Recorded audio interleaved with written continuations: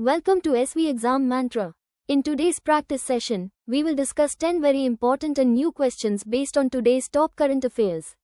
So let's get started without any delay. Here is question 1. Topic: Indian Polity and Constitution. Read this carefully. What does CPGRAMS stand for in the context of public grievance redressal in India? Option A: Centralized Public Governance and Regulatory Authority System. Option B: Centralized Public Grievance Redress and Monitoring System. Option C: Citizens Public Governance Reporting and Management System. Option D: Common Public Grievance Resolution and Management Scheme. And the correct answer is option B: Centralized Public Grievance Redress and Monitoring System. If your answer was correct, your preparation is excellent. If not, no worries, this fact is now permanently locked in your memory.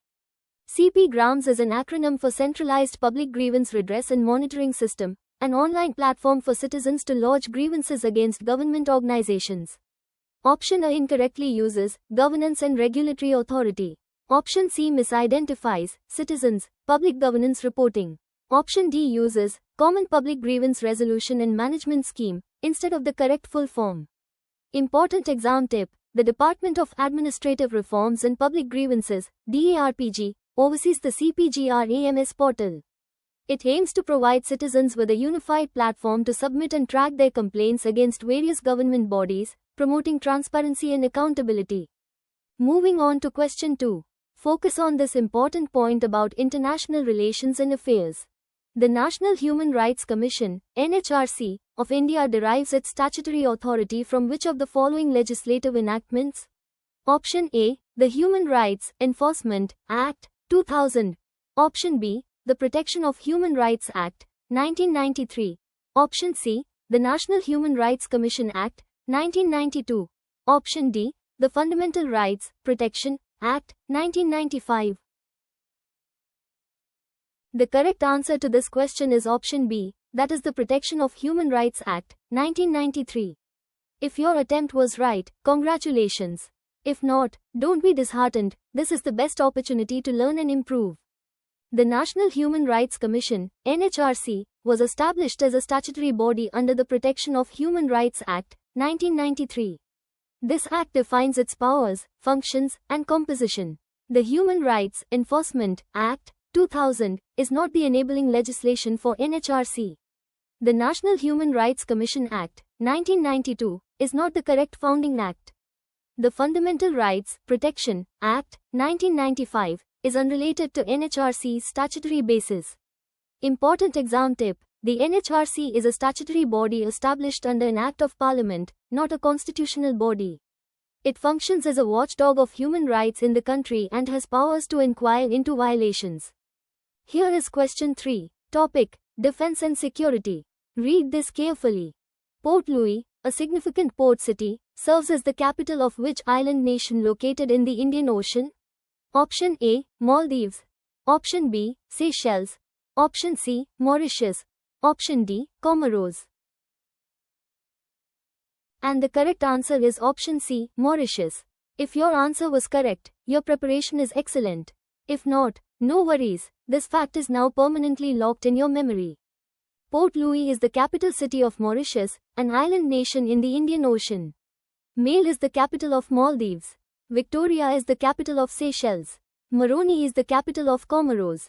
Important exam tip: Port Louis is the capital city of Mauritius, an island nation in the Indian Ocean. Moving on to question 4. Focus on this important point about social issues and welfare. Which of the following is the primary responsibility of the Chief Labour Commissioner, Central, in India? Option A: formulating policies for national industrial development and growth. Option B: enforcing labour laws and promoting industrial harmony across central sphere establishments. Option C: managing the financial assets and liabilities of public sector enterprises. Option D: overseeing the planning and execution of railway infrastructure projects. The correct answer to this question is option B, that is enforcing labour laws and promoting industrial harmony across central sphere establishments. If your attempt was right, congratulations.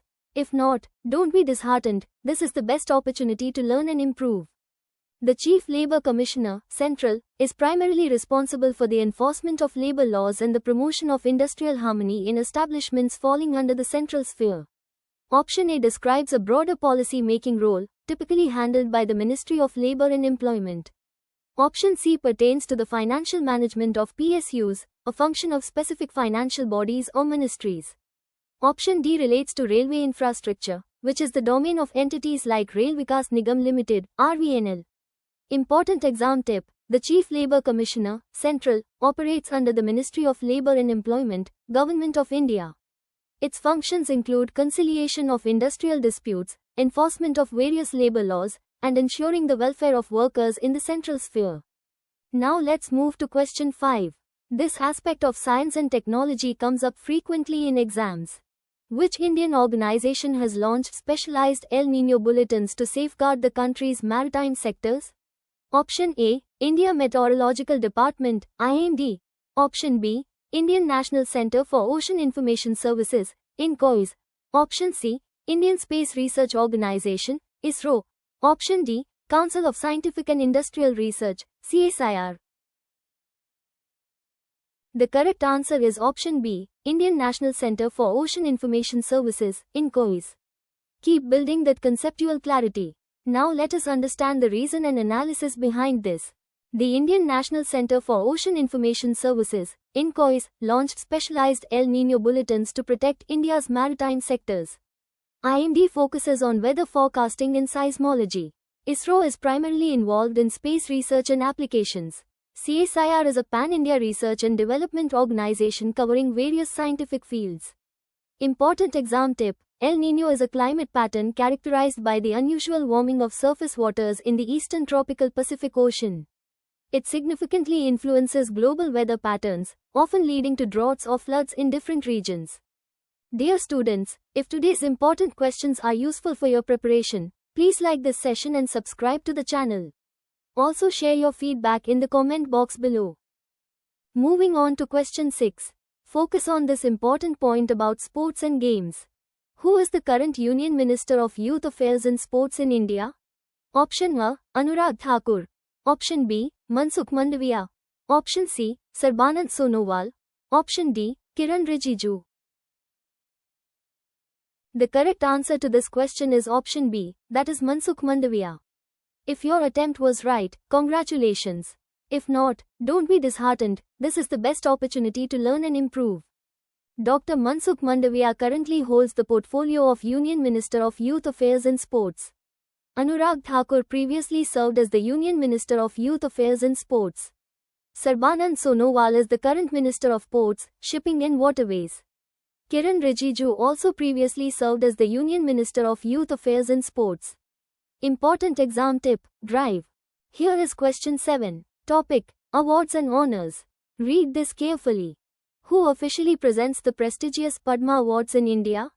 Option A, Vice President of India. Option B, President of India. Option C, Prime Minister of India. Option D, Chief Justice of India. And the correct answer is option B, President of India. If your answer was correct, your preparation is excellent. If not, no worries, this fact is now permanently locked in your memory. The President of India officially presents the Padma Awards at the civil investiture ceremony. The Vice President of India does not present the Padma Awards. The Prime Minister of India does not present the Padma Awards. The Chief Justice of India does not present the Padma Awards. Important exam tip: the Padma Awards are India's highest civilian honours, conferred in 3 categories: Padma Vibhushan, Padma Bhushan, and Padma Shri. These awards are announced annually on Republic Day to recognize distinguished service in various fields. Moving on to question 8. Focus on this important point about government schemes and policies. Which commercial vehicle manufacturer has joined a Government of India scheme offering discounts for replacing old trucks and buses in Delhi NCR? Option A, Tata Motors. Option B, Ashok Leyland. Option C, Daimler India Commercial Vehicles. Option D, Mahindra and Mahindra. The correct answer to this question is option C, that is Daimler India Commercial Vehicles. If your attempt was right, congratulations. If not, don't be disheartened, this is the best opportunity to learn and improve. Daimler India Commercial Vehicles, DICV, has joined the Government of India scheme to provide discounts for replacing old trucks and buses in Delhi NCR. Tata Motors, Ashok Leyland, and Mahindra are prominent commercial vehicle manufacturers but were not specified as joining this particular scheme in the context. Important exam tip: the Vehicle Scrappage Policy, also known as the Voluntary Vehicle Fleet Modernization Program, is a government initiative to phase out old and polluting vehicles. It aims to reduce air pollution, improve road safety, and boost demand for new vehicles in the automotive sector. Here is question 9. Topic: Economy and Finance. Read this carefully. Which organization is responsible for publishing the Trade Watch Quarterly Report? Option A, Reserve Bank of India, RBI. Option B, Niti Aayog. Option C, Ministry of Finance. Option D, Ministry of Commerce and Industry. And the correct answer is option B, Niti Aayog. If your answer was correct, your preparation is excellent. If not, no worries, this fact is now permanently locked in your memory. Niti Aayog is the organization that publishes the Trade Watch Quarterly Report. The Reserve Bank of India focuses on monetary policy and financial stability. The Ministry of Finance deals with government budgeting and fiscal policy. The Ministry of Commerce and Industry oversees trade policy but does not publish this specific report. Important exam tip: Niti Aayog serves as the premier policy think tank of the Government of India, replacing the Planning Commission in 2015. It aims to foster cooperative federalism and design strategic and long-term policies for the country. Now let's move to question 10.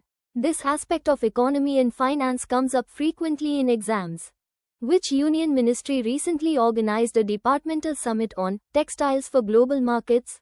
Option A, Ministry of Commerce and Industry. Option B, Ministry of Finance. Option C, Ministry of Textiles. Option D, Ministry of Micro, Small and Medium Enterprises. The correct answer is option C, Ministry of Textiles. Keep building that conceptual clarity. Now let us understand the reason and analysis behind this. The Ministry of Textiles organized the summit on textiles for global markets to discuss strategies for enhancing the global competitiveness of the Indian textile industry. The Ministry of Commerce and Industry deals with foreign trade and industrial policy, but not specific textile sector strategy. The Ministry of Finance handles economic and financial policies. The Ministry of MSME focuses on small and medium enterprises across all sectors. Important exam tip: the textile industry is the second largest employer in India after agriculture. India is one of the world's largest producers of textiles and apparel. Before we move ahead, let's do a quick revision of all the important facts from today's session so they are firmly set in your mind. 1. What does CPGRAMS stand for in the context of public grievance redressal in India? Answer: Centralized Public Grievance Redress and Monitoring System. 2. The National Human Rights Commission, NHRC, of India derives its statutory authority from which of the following legislative enactments? Answer: the Protection of Human Rights Act, 19933. Port Louis, a significant port city, serves as the capital of which island nation located in the Indian Ocean? Answer: Mauritius. 4. Which of the following is the primary responsibility of the Chief Labour Commissioner, Central, in India? Answer: enforcing labour laws and promoting industrial harmony across central sphere establishments. 5. Which Indian organization has launched specialized El Niño bulletins to safeguard the country's maritime sectors? Answer: Indian National Centre for Ocean Information Services, INCOIS. Revision continues. Part 2 halves, Facts 6 to 10 is to 6. Who is the current Union Minister of Youth Affairs and Sports in India? Answer: Mansukh Mandaviya. 7. Who officially presents the prestigious Padma Awards in India? Answer: President of India. 8. Which commercial vehicle manufacturer has joined the Government of India scheme offering discounts for replacing old trucks and buses in Delhi NCR? Answer: Daimler India Commercial Vehicles. 9. Which organization is responsible for publishing the Trade Watch Quarterly Report? Answer: Niti Aayog. 10. Which union ministry recently organized a departmental summit on textiles for global markets? Answer: Ministry of Textiles. Remember all these facts well, they will definitely help you in the exam. So students, what was your score today? Type weekly test in the comment box below to get our website's live test link and check your preparation. Join our Telegram channel for today's free PDF. See you again tomorrow. Keep studying.